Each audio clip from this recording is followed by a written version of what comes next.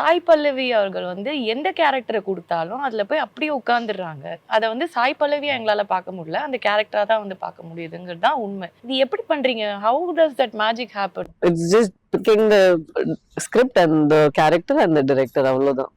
அவ்வளோ நம்ம ப்ரெஷர் இல்ல. நீங்க இல்ல நிஜமாவே நான் வந்து நீங்க சைத்தன்ய கிட்ட அந்த கொஸ்டின் கேட்கும் போதே நான் இதுக்கு சொல்லணும்னு இருந்தேன். I see that he has a hunger to I think maybe in the feeling you would have had when he did Love Story.